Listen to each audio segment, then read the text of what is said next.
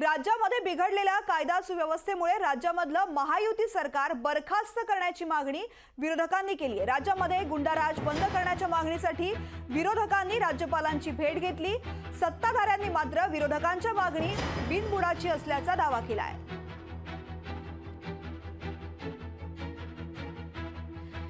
पाहुयात या संदर्भातला एक स्पेशल रिपोर्ट।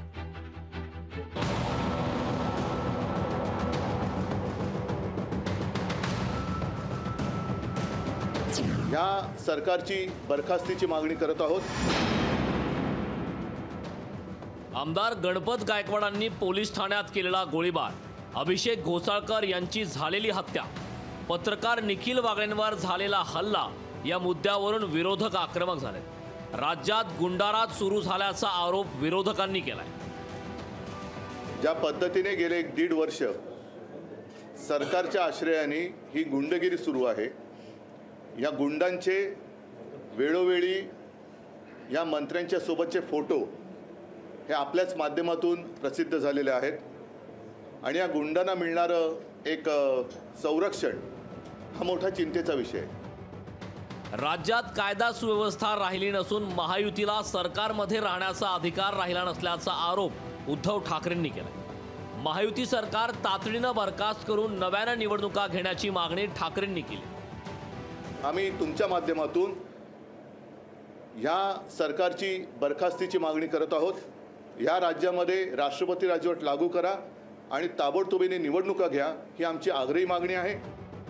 भाजपनं उद्धव ठाकरेंच्या मागणीची खिल्ली उडवली।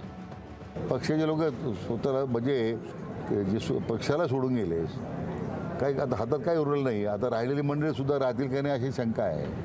मला हे सगळं फक्त हे मी म्हटल्याप्रमाणे आता हे वैफल्यग्रस्त झालेले आहेत, यांचं मानसिक संतुलन ढासळलेलं आहे असं माझं मत आहे। दुसरीकडे काँग्रेसच्या शिष्टमंडळानं राज्यपाल रमेश बैस यांची भेट घेऊन राज्यातील कायदा सुव्यवस्थेबाबत चिंता व्यक्त केली।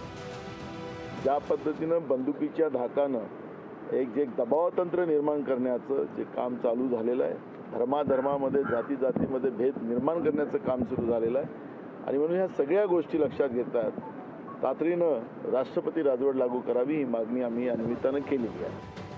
काँग्रेस शिष्टमंडळानं राज्यपालांच्या घेतलेल्या भेटीची उपमुख्यमंत्री अजित पवारांनी खिल्ली उडवली।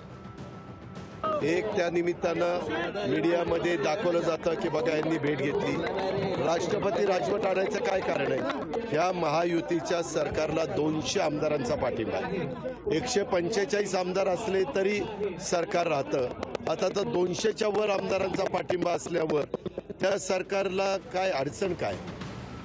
गेल्या काही दिवसातल्या घटना पाहता सामान्य माणसाच्या मनात असुरक्षिततेची भावना वाढीस लागली आहे।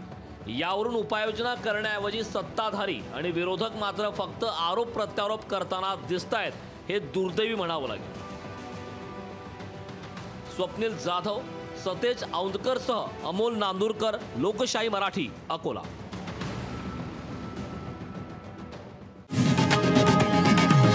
लोकशाही मराठी ऐका, पहा, जागरूक रहा।